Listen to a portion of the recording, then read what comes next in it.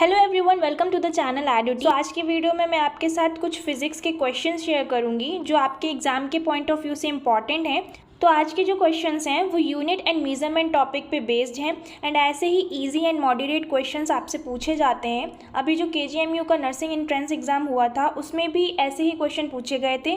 सो ये क्वेश्चन आपके सभी एग्जाम्स के लिए वैलिड हैं, जैसे कि पैरामेडिकल, नर्सिंग, फार्मेसी, क्योंकि इन सभी में ईजी एंड मॉडरेट क्वेश्चन ही आते हैं, ज़्यादा हाई लेवल के क्वेश्चन नहीं पूछते। Okay, so let's start the video. तो यहाँ पर जो हमारा पहला क्वेश्चन बोल रहा है that the unit of work is, तो बहुत ही सिंपल क्वेश्चन है, वर्क का यूनिट पूछ रहा है। तो यहाँ पे ऑप्शन आपके दिए हैं जूल, न्यूटन, वॉट, टाइम। तो आपका जो करेक्ट आंसर होगा वो होगा जूल, यानी वर्क और एनर्जी जो होती है उसकी जो यूनिट होती है वो होती है जूल।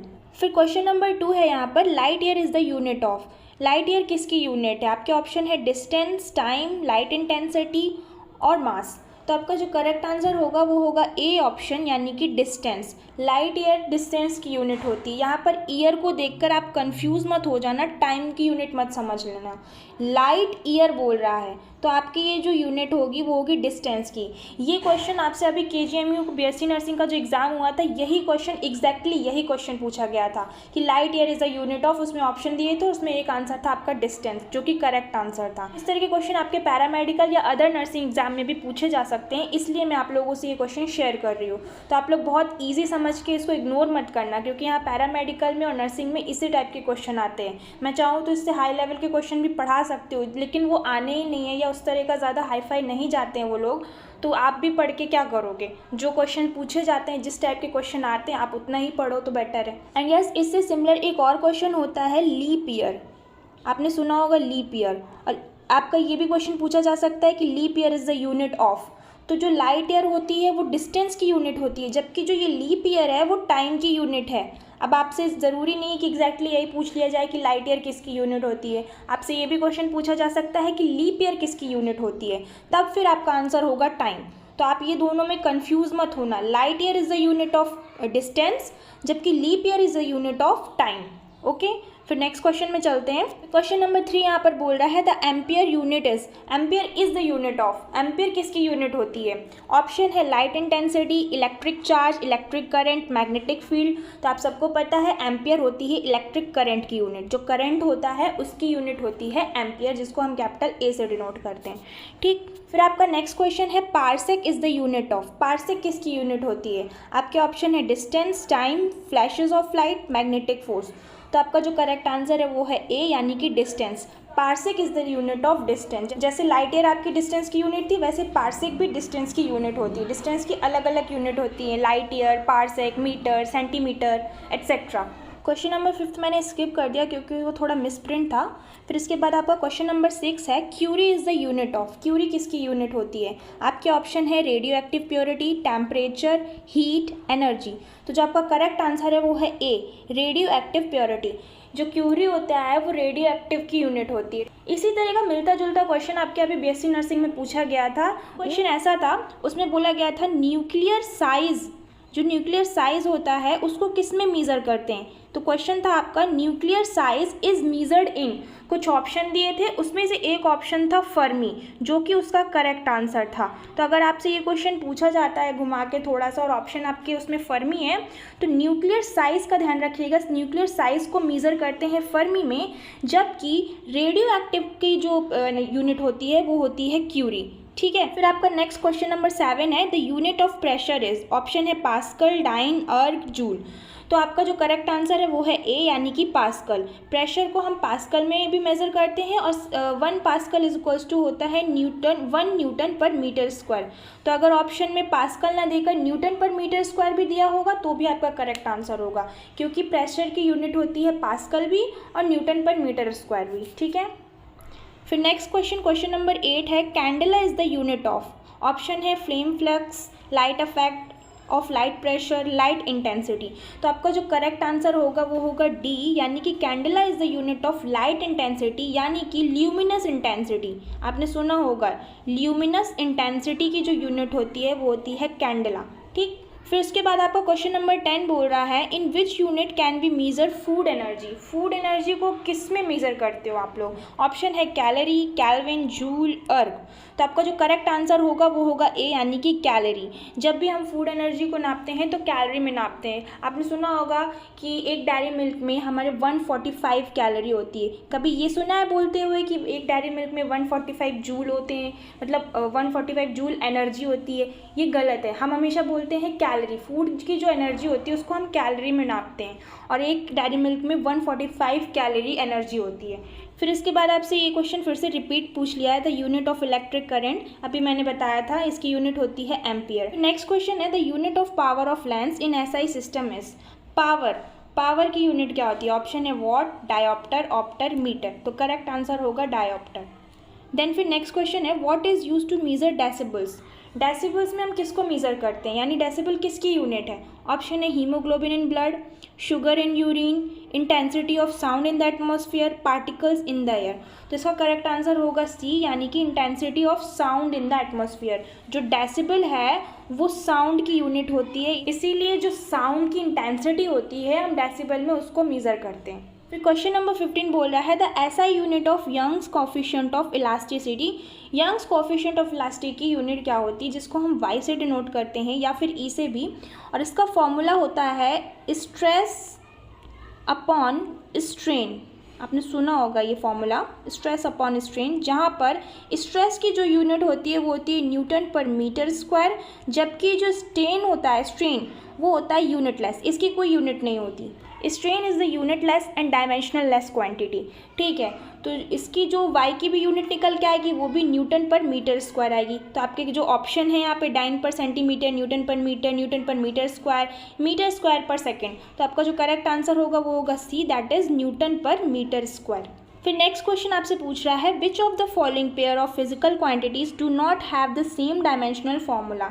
जो भी ऑप्शन दिए हैं उनमें से कौन सा ऐसा ऑप्शन है जिसमें जो क्वांटिटीज़ दी हैं उनके डायमेंशनल फॉर्मूला सेम नहीं है? तो आपका जो फर्स्ट ऑप्शन है वो है फोर्स एंड प्रेशर, फिर है वर्क एंड एनर्जी, फिर है इम्पल्स एंड मोमेंटम, एंड फिर है लोड एंड फोर्स।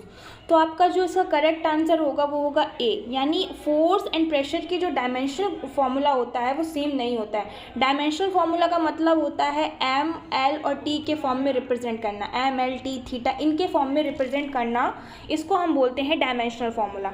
ठीक है, तब क्यों सेम नहीं है, क्या डिफरेंस है देख लेते हैं। जो फोर्स का डायमेंशनल यूनिट होता है आपको पता होगा एम एल T-2 होता है, जबकि जो प्रेशर होता है उसका डायमेंशनल फॉर्मूला होता है एम L-1 T-2।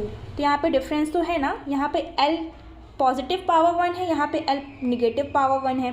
तो ये गलत हुआ ना, मतलब गलत क्वेश्चन के हिसाब से हुआ। हमारा करेक्ट आंसर यही हुआ क्योंकि फोर्स एंड प्रेशर दोनों की जो डायमेंशनल फॉर्मूला है वो अलग अलग है। नेक्स्ट क्वेश्चन नंबर 17 पूछ रहा है आपसे the dimension of the coefficient of heat conduction.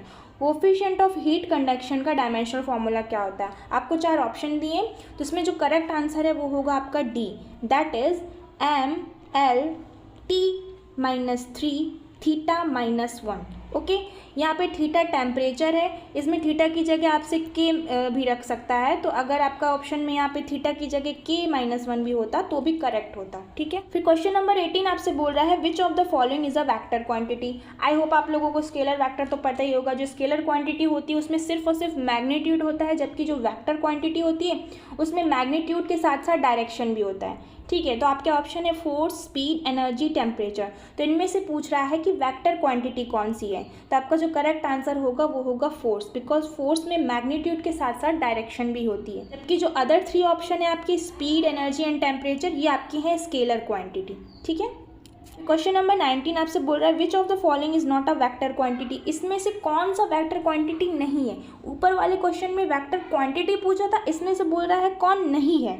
तो आपके ऑप्शन है मोमेंटम, वेलोसिटी, एंगुलर वेलोसिटी, मास। तो आपका जो करेक्ट आंसर होगा वो होगा डी, यानी कि मास। मास में कोई डायरेक्शन नहीं होती है, सिर्फ मैग्नीट्यूड होता है, इसीलिए एक स्केलर क्वांटिटी होती है। और क्योंकि ये स्केलर क्वांटिटी है यानी कि वेक्टर क्वांटिटी नहीं है, तो आपका करेक्ट आंसर हो जाएगा ऑप्शन डी। देन फिर क्वेश्चन नंबर 20 आपसे पूछ रहा है which of the following is a scalar quantity.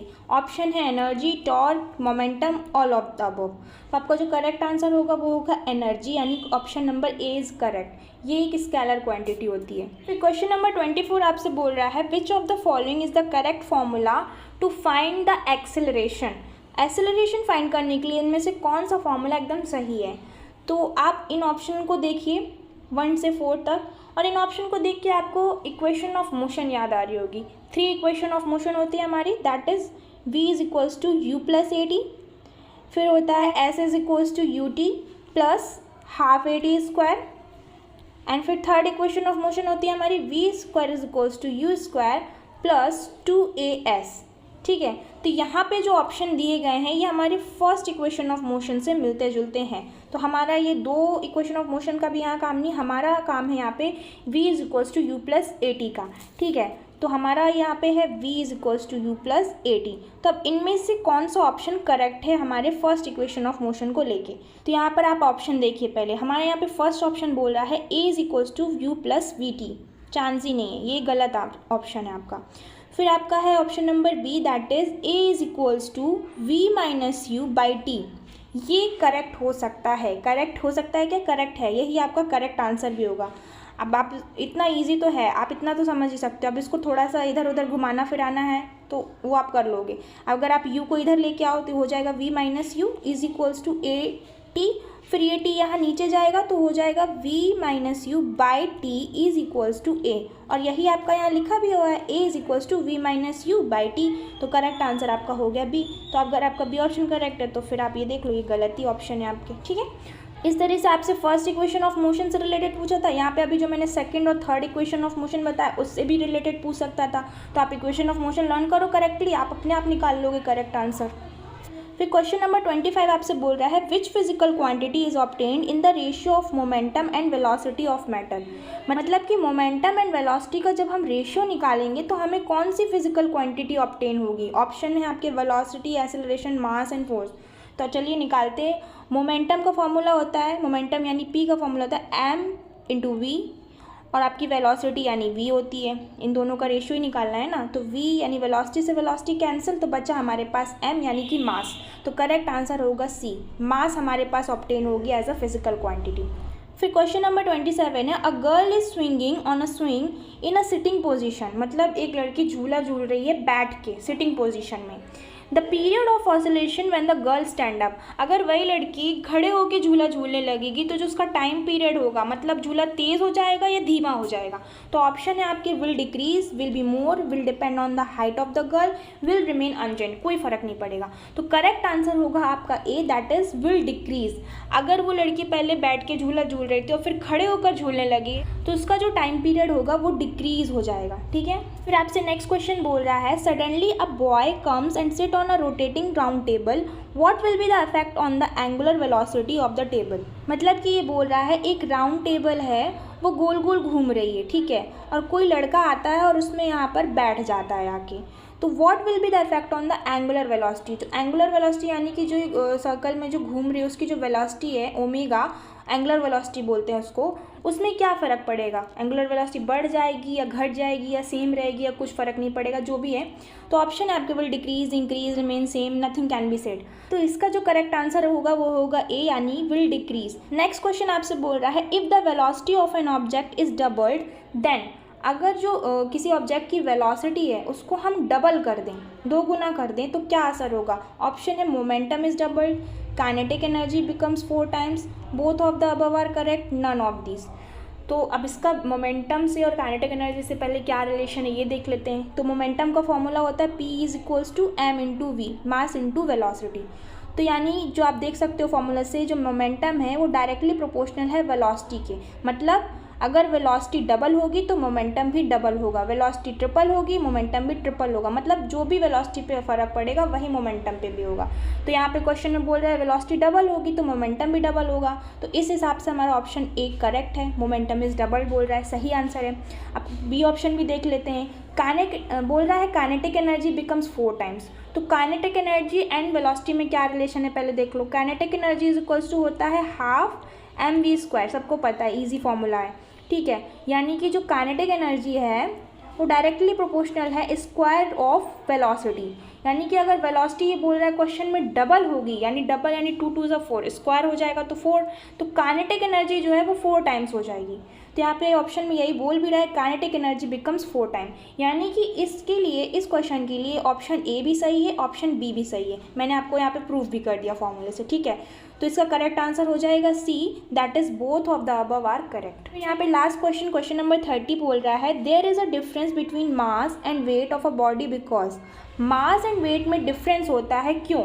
आपके ऑप्शन है, mass is variable while weight remain constant, mass remain constant while weight is variable, both are true, both are wrong. तो आपका correct answer होगा B, mass remain constant while weight is variable. जो M mass होता है वो constant होता है, जबकि जो वेट होता है वो वेरिएबल होता है, ठीक है, ये याद रखना।